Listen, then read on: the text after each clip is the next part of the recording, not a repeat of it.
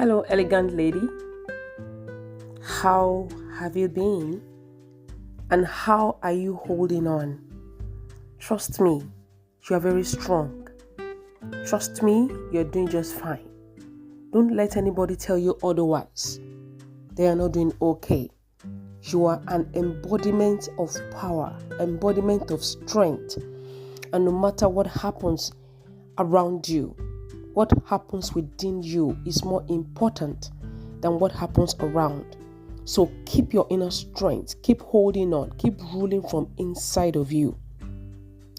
I know that the economy might not be getting better, but make sure that inside of you, you are not getting worse. Make sure that you're putting on your thinking cap, you're putting on your positivity, you're putting on everything, because it is only then that you can see opportunities. As a matter of fact, today I want to talk about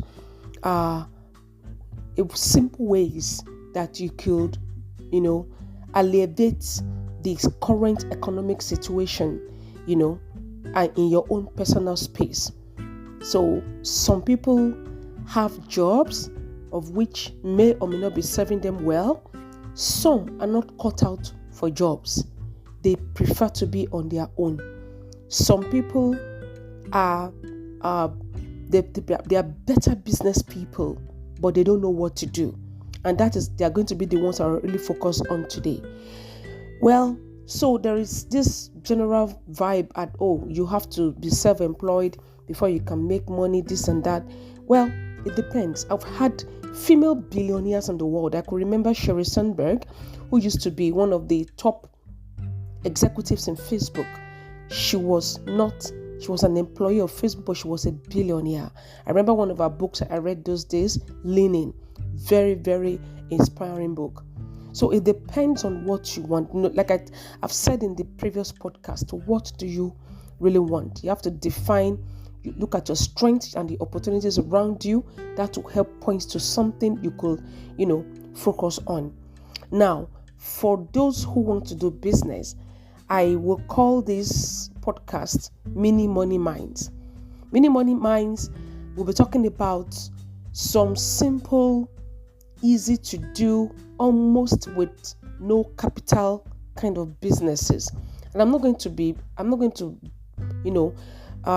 talk so much on or bring in so many there are so many ideas that you could sit down and come up with that could help you. So you may even have a regular 9-to-5 job. You want to combine this as part of it. I've had friends, even among my strong ladies in the Ultimate Women group, who are already, top people in their company, but they still have these small side businesses that augment, their finances, that makes it, some things could actually deal with some expenses, while probably their income, their salary goes into bigger projects and so on. So there is no one that does not want more money. Everybody wants more.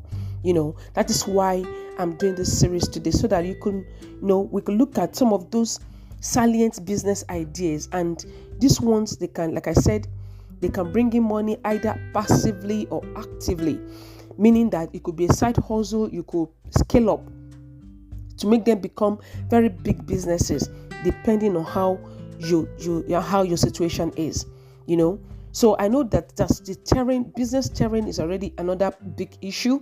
The business terrain in many countries right now is not suitable to start anything, but I can tell you, where there is a will, there is a way. All you need to do is, it's good for you to look at what's happening out there, look at what other people that have been into that business or either they've been there before, and look at how you can do yours. There's always, in every space, you can find a place. In every space, you can find a place if you know what you're passionate about. And again, like I said, we've spoken in the past about analyzing your strengths and opportunities, so that you will know how to harness them into goal actualization. It is your time to be financially free. It is not your time to be financially handicapped in any way. Who says you have to wait for a man, a husband, anyone? While they're very excellent in doing, what they have to do, it is expected that husbands and men should cater for women, but you could do well by making sure that you are producing something also, to be able to give back to the society, to be able to give back into support for the family. So you don't have to be dependent on them or your family for everything. Even whether you're single or married, you don't have to depend on anyone. You can begin to think, like I said, when you start thinking of giving back, you will stop dependent mentality, because dependent mentality will always only receive to satisfy your need. But an independent mentality, a giving mentality, will make you want to get more and more so that you can be able to bless lives. So we're going to just look at some very few business ideas, and I'm going to, some of them are very practical, and some of them I've started that I've done in the past myself, and I made some very good money, so things that you could do. And like I said again, these are businesses that you do not have the excuse of, there is no capital. All you need to do is to have a will and then have some connection. Have a will in mind, to do it, and then have some connection. Number one, drop shipping has become very popular since COVID, been popular for some years. And like I said again, this is very good for someone who has a very large social media connection base, maybe WhatsApp or Facebook or anything. You could drop ship. And I've explained in the past how you drop ship. It could be any product, it could be bags or shoes or clothing or anything. All you need to do is to get, establish relationship with some suppliers, get the products that they have, and post them on your social media, on your status.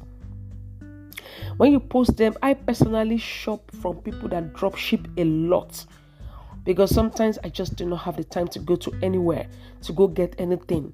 They save me a lot. Right from my bedroom, I check people's status, I see what I like, I book for it, I pay for it, I get it. So many products. So how does it work? You put those pictures online, and then you may or may not add some to put the price. But the idea is that you're going to put a premium. So if the supplier, for instance, is selling a particular shoe at 18,000, you could call yours 24,000, whatever. Don't forget that the money for the delivery will be part of it.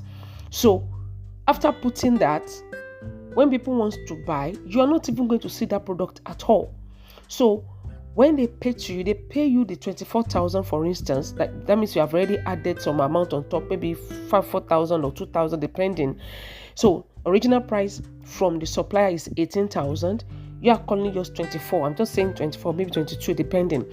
Now, whoever wants to buy will transfer money to your account.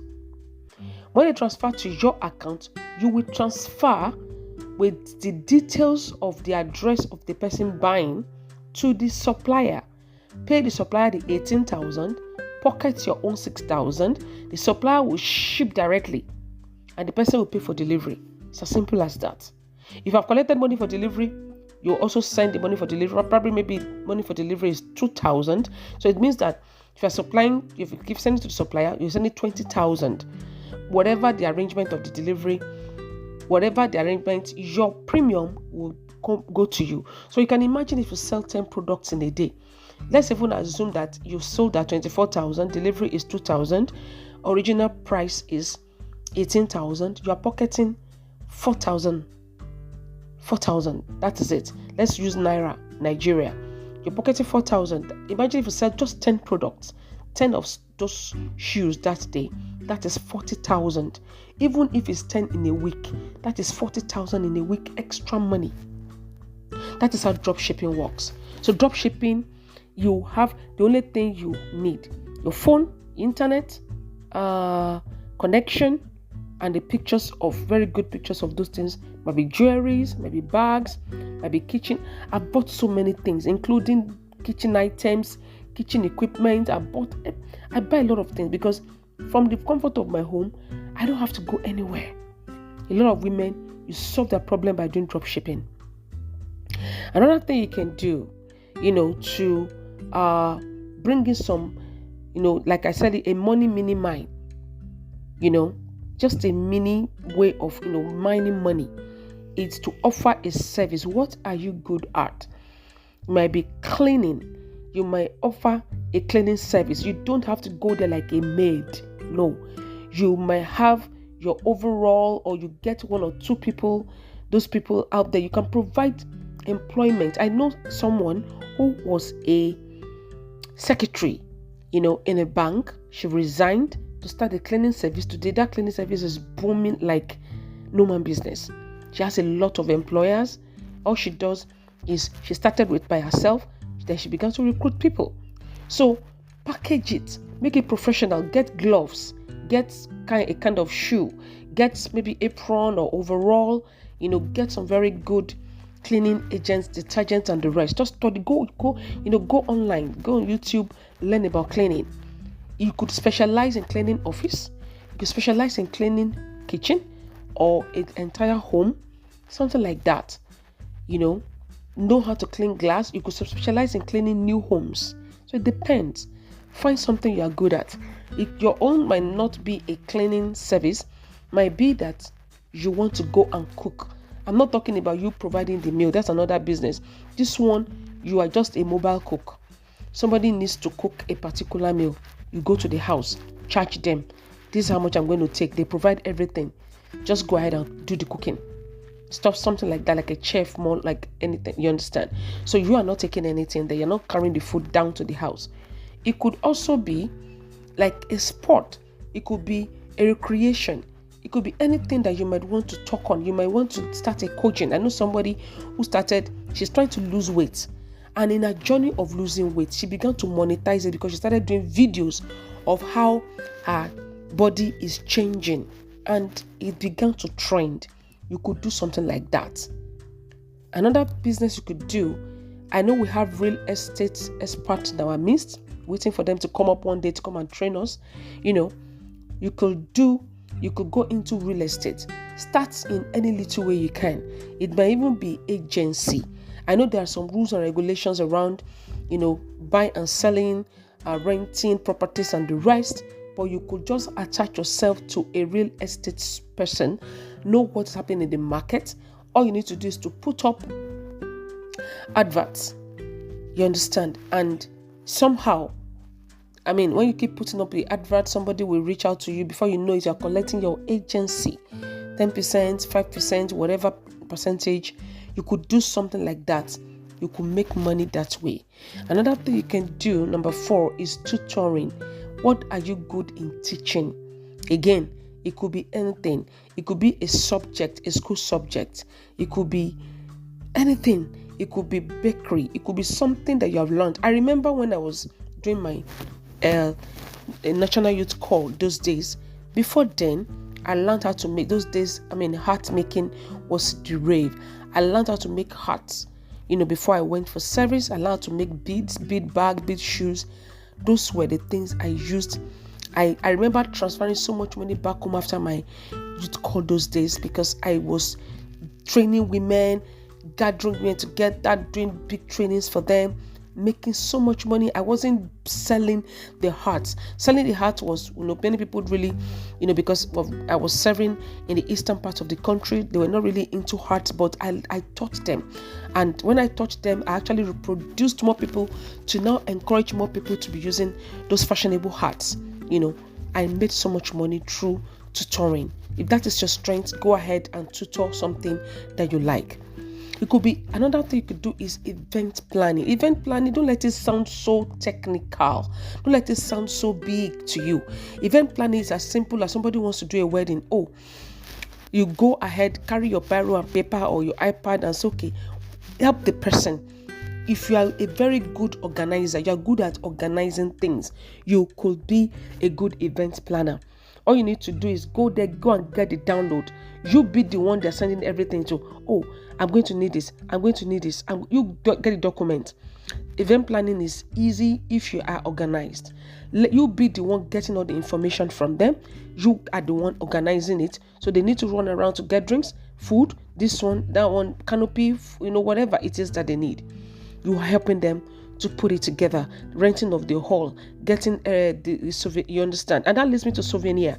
Souvenir business is a business that, I don't know why people are not thinking of this. This is a place you could specialize in.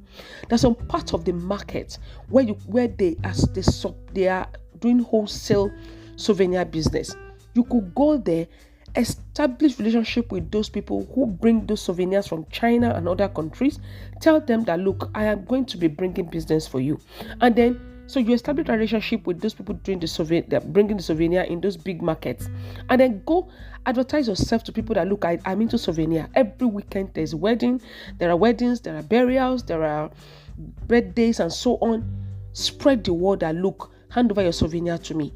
Have a list of souvenir prices and give to people, on demand. They say, somebody wants to do a party. You're telling them, we have ceramic cups, we have this one, we have ceramic, we have bags. This is the price per dozen. Have it ready. And then you go organize. In fact, you may not even leave your house, because all you need to do is, once you get what they need, send to the people you have established a relationship with. Tell them that, look, this particular one, send the pictures to them. Get the printer. You've already established a relationship with the printer. This is where you're going to print. Probably it's the last day, or maybe just go once to supervise it. Get it shipped across to you. Get it shipped to the house. There's so many things you could do. This is souvenir business. This is a business that I'm talking about it. Nobody has implemented it that I know. Because people, the event planner sometimes subsume this particular business, but you can actually do it separately. If you don't want to go into the houses of jumping up and down looking for, running up and down for businesses, you could just focus on souvenir alone. Another thing you could do specialty in is food business. This food business, now there are so many areas, so many branches. One branch of food is the bulk food purchase, where you could say, okay, everybody, can we come together? Let's go share. This happens in any country, either Nigeria, America, or UK, US, Canada. Come together.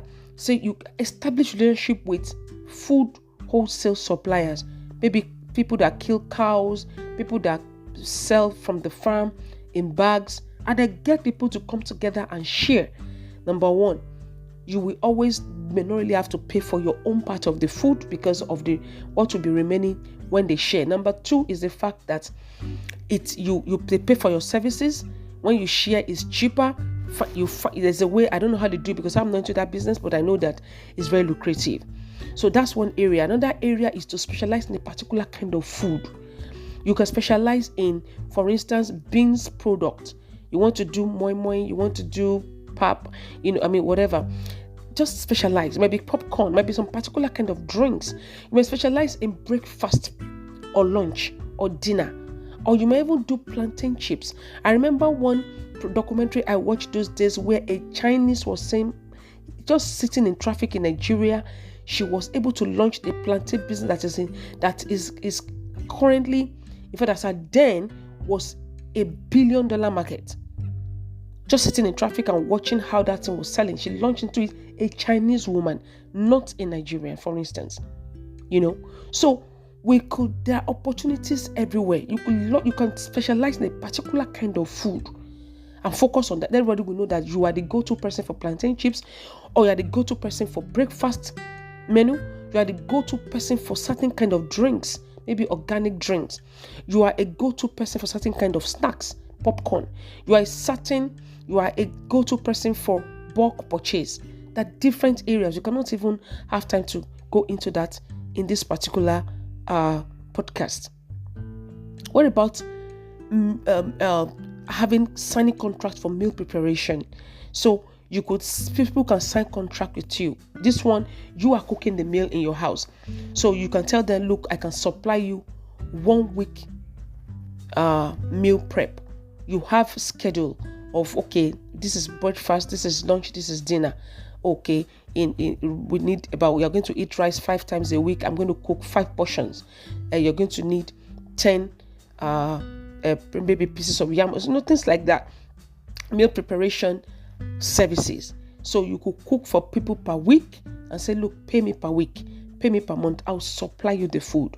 So you supply them, they put it in the freezer, however they want to do it. So that one, you are not going there to cook like that offering a service that I spoke initially. It's when you are cooking the food yourself.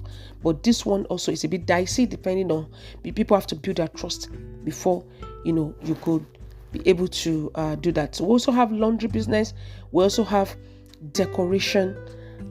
Decoration is another good thing that you could do. Interior and exterior. You could get resources on YouTube, and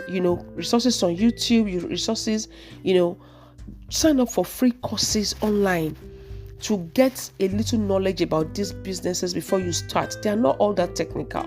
You could sign up for Google Career, you could sign up on Coursera, you could go to YouTube and just Google any of these things, how to do decoration, how to do laundry business, things like that. Ideas will come to you. There's nothing you really want to do that somebody is already not doing, but you can have that special touch. You can carve out a niche for yourself, and if you can be diligent enough, because success in these businesses may not happen overnight. Like I said, it's a money mine. For you to dig a mine, it takes some effort. You will sweat, but you will end up getting to where the gold is, where the treasure is. So you will definitely reap when you are able to determine, be able to, concentrate and be able to, persevere. And never underestimate the power of starting anything. I don't know how much to say about this, but things you start, things that are, ingenious things that you start by yourself, you never can tell how far it will go. That the only thing you really need is, be passionate about it, be persistent about it. There was a woman I shared here in the past who was selling beans pudding, Maimai, in Nigeria, and she attracted the White House, and they came to taste her food at the time. So patience, perseverance, consistency, determination, these things can take you to the top. So never underestimate the power of that money mine that you are digging. Just start something, be passionate about it, persevere with it. As a woman, you never can tell who is looking at you, never can tell who is actually looking at your effort and drawing inspiration. Never can tell whose life you are saving by solving that particular problem, because all these businesses I just spoke about are problem-solving businesses. You never can tell how far. All you need to do is just have the will. The journey of 1,000 miles starts with a step. Do not ever forget that, dear elegant lady, and I'll see you next week. Thank you very much.